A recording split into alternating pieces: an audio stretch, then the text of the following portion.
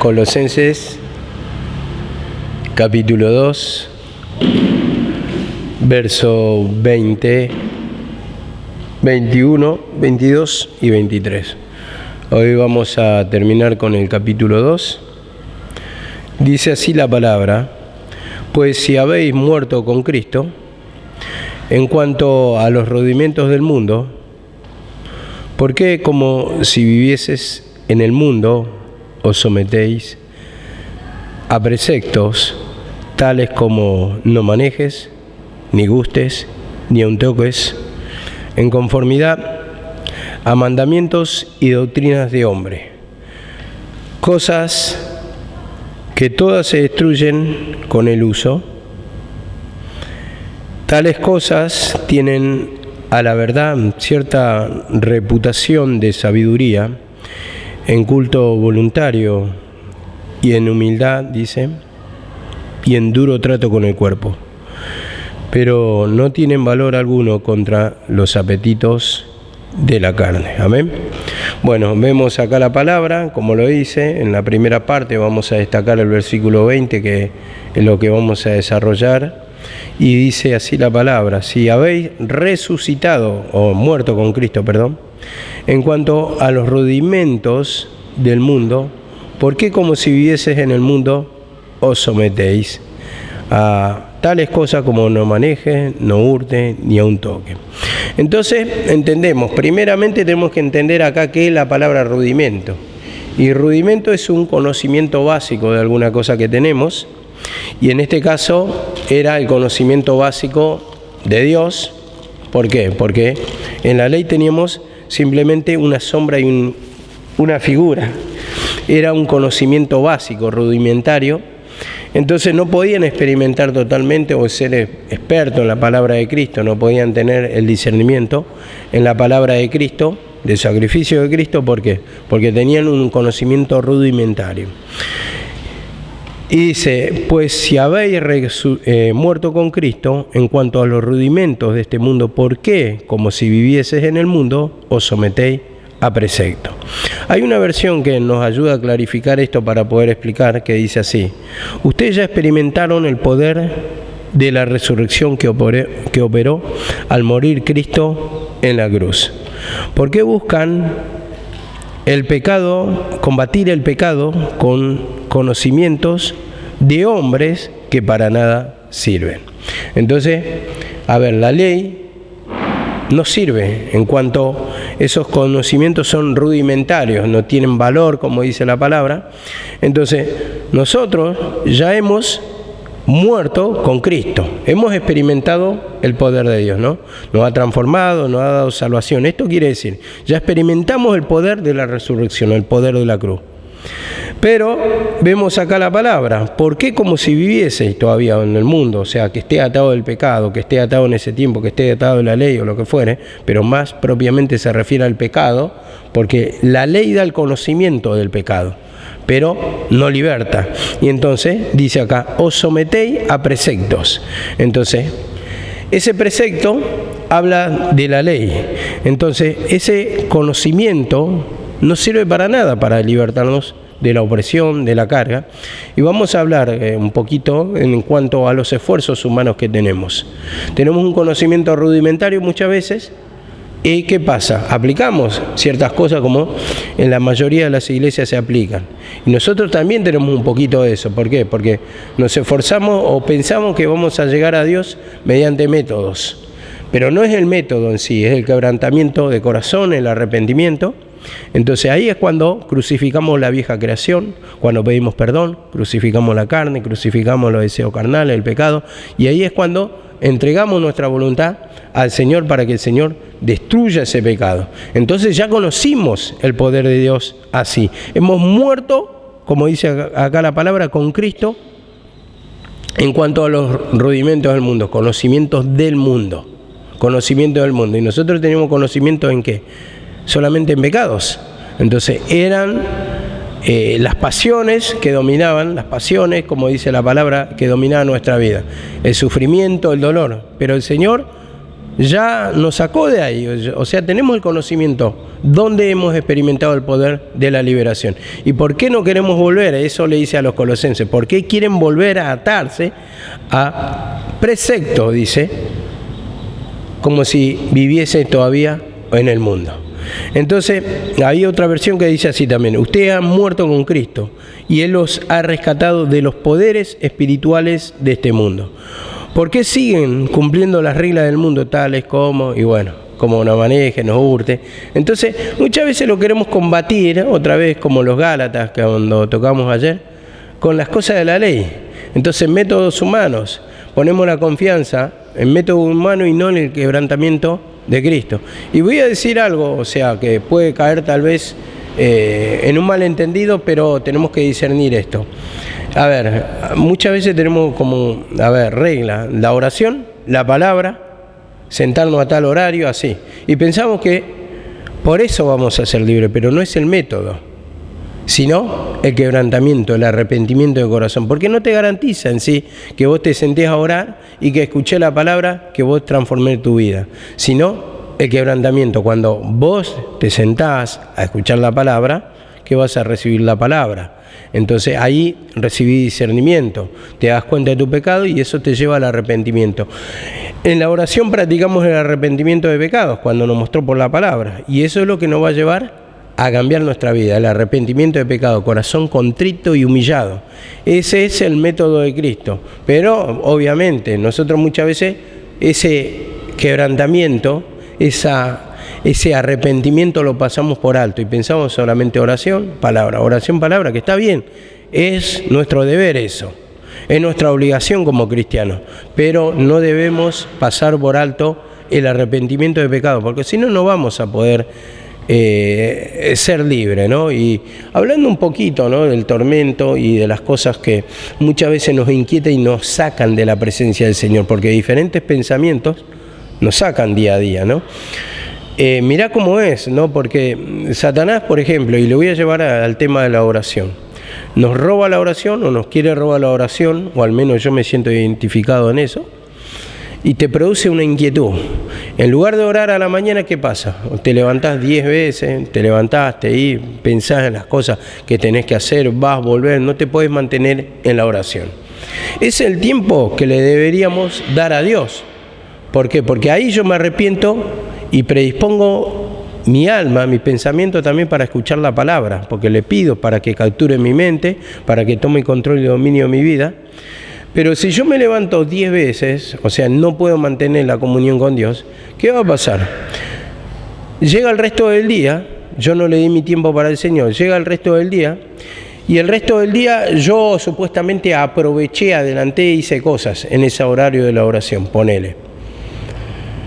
Pero ¿qué pasa? Después el resto del día te sobra, ¿no? Y te sentás a hacer ¿qué? A hacer nada. Entonces tus pensamientos empiezan a volar, pero tus pensamientos también por la falta de oración están turbados. Y empieza la inquietud en ese no hacer nada. ¿Qué hago? No hago nada, no tengo nada que hacer. Y empieza a volar, te inquietás. Te querés ir a la casa del Señor, ya no te querés humillar. Empieza a entrar un montón de pensamientos. Por el contrario, cuando vos orás, antes de empezar la palabra, le dedicás el tiempo de esa oración, salen esos pensamientos que te turban. Entonces, el resto del día, cuando tenés que hacer tus ocupaciones, entonces lo vas a hacer ya con paz, con gozo, y no con esa alteración que te trae contención de decir estoy encerrado en estas 4 paredes todo el tiempo. Entonces, a ver, ¿te sobra ese tiempo para qué? Para hacer las cosas, pero lo vas a hacer con paz y no va a turbarte. ¿Por qué? Porque a primera hora, ¿qué le hiciste? Dedicaste tu tiempo para la oración, ¿no? Entonces ese es el orden de Dios. Nosotros muchas veces manejamos mal el orden de Dios. Entonces eso trae turbación, eso trae descontento, empieza a meter toda clase de pensamientos vanos Satanás para arrastrarnos, para destruirnos, y así entra en el engaño, pensando que Dios no tiene poder para libertar, pero Dios tiene poder. Lo que pasa es que en ese tiempo de que tenemos que sentarnos, Tiene que haber un tiempo y tiene que haber arrepentimiento. Y pedir perdón, reconocer lo que somos, lo que está en nosotros. Simplemente quería aclarar eso, que predisponer el tiempo nos hace bien. Y ahí es el momento para arrepentirnos. Dice así la palabra.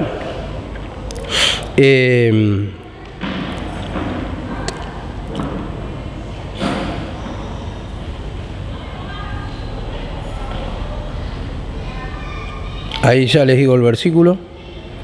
Gálatas 4:8. Gálatas 4:8. Por eso la mayoría que no dedican ese tiempo, hermanos, esto es lo que quería enseñar, después andan turbados el resto del día. Porque querés escapar de la voluntad del Señor y ahí empieza el problema. Está turbada tu mente, está falto de arrepentimiento, está llena de pecado. Y lleno de pecado significa te toma, te domina y te engaña y te arrastra y te lleva. Muchas veces decimos, cuando vamos en contra de la voluntad del Señor, decimos, no, yo voy a dominar mi vida.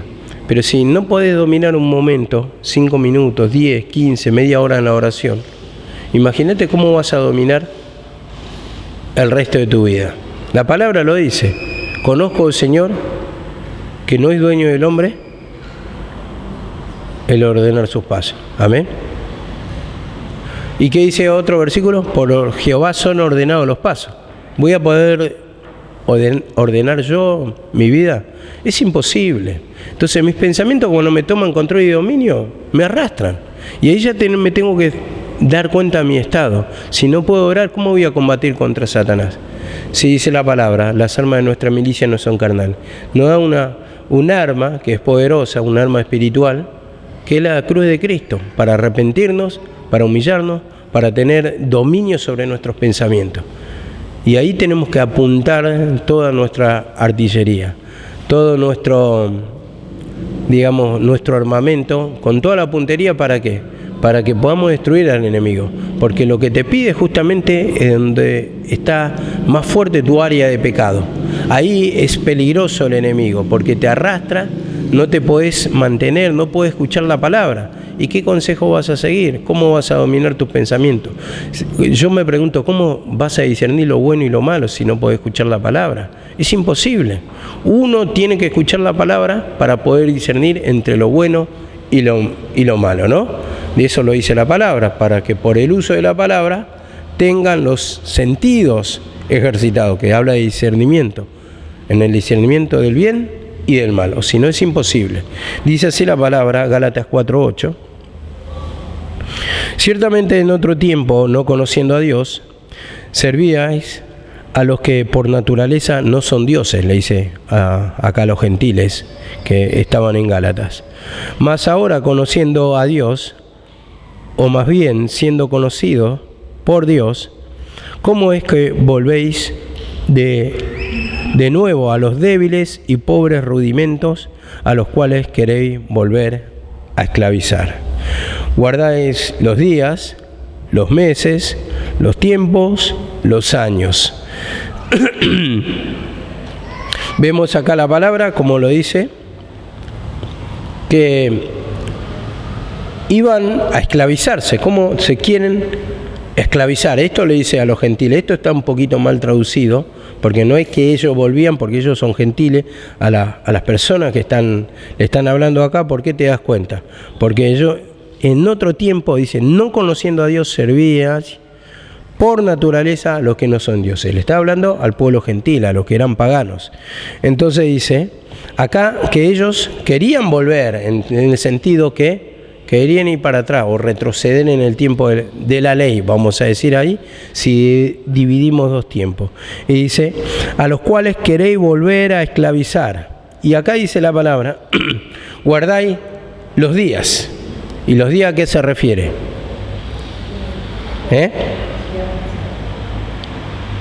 Bueno, los días, día de reposo. Exactamente, día de reposo. Y después dice los meses se refiere a la fiesta mensual de la luna nueva, ¿no? Dice, también guardáis los años. Y vemos que cada 7 años ellos tenían un año que sería el de reposo. O sea, ellos lo guardaban, ese tiempo no trabajaban. Había una fiesta agrícola, como eran pueblos agricultores también. En esta fiesta lo que hacían era que ese séptimo año no se plantaba, no se sembraba en la tierra, porque estaba en barbecho, tenía que descansar para que la tierra otra vez tome fuerza, podemos decir, para dar la cosecha. Y bueno, ese año no se trabajaba la tierra. Y esto era un símbolo del reposo en la cruz de Cristo, ¿verdad? Entonces vemos que eran todas figuras las que guardaban. Y por eso dicen, guardan los tiempos y los años. Y en el caso tiempo, que no lo dije, el tiempo porque lo tengo anotado acá, ahora no me estoy acordando, eran las estaciones. Las estaciones, refiriéndose a las fiestas de Israel, que está establecido, según acá la explicación, en 7 fiestas, y todas ellas señalaban la manera anticipada de Cristo. Entonces tenían diferentes fiestas y guardaban esos tiempos, como dicen, para la fiesta. Entonces vemos acá que esto mismo le estaba pasando a los gálatas que querían volver o querían ir a esclavizarse a esos métodos. Pero le dice, ustedes ya conocieron el poder de Dios. ¿Cómo es que se quieren esclavizar? ¿Cómo es que quieren guardar la fiesta? Y ni siquiera era esto para los gentiles, sino para los judíos. Entonces, vemos acá la palabra también en Marcos 7:1, Marcos 7:1.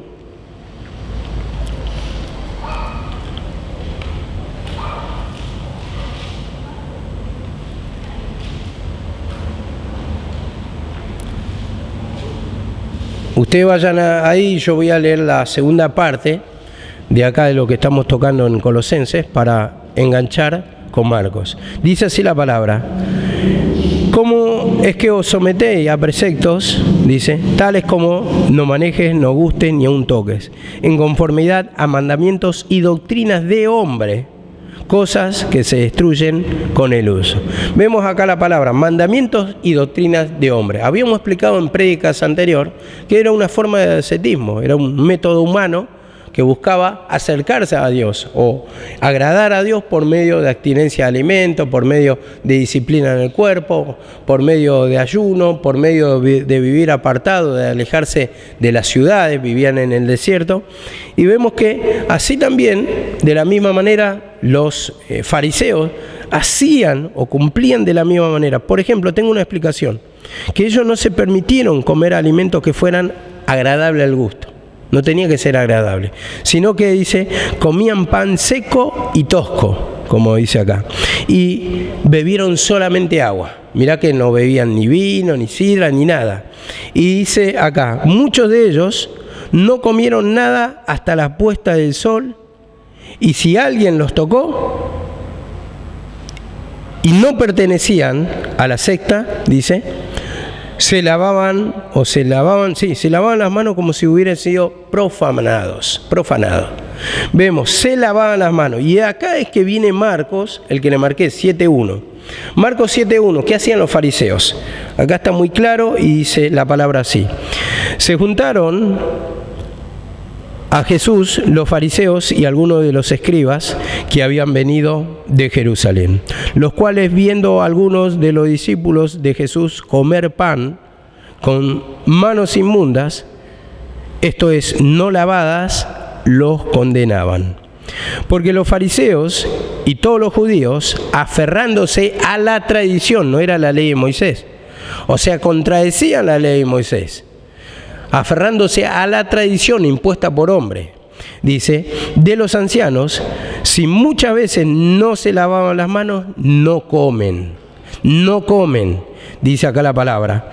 Y volviendo de la plaza, si no se lavan, no comen. O sea, volviendo de la plaza se traduce, ¿qué había en la plaza? En la plaza estaba el mercado, entonces tenían contacto con la gente vulgar, con la gente común.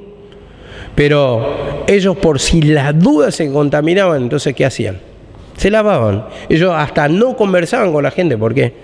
Porque temían a contaminarse. Entonces, rigurosamente cumplían una tradición, un mandato que ellos habían impuesto, pero no estaba en la ley de Moisés. Y dice acá la palabra, y otras cosas como estas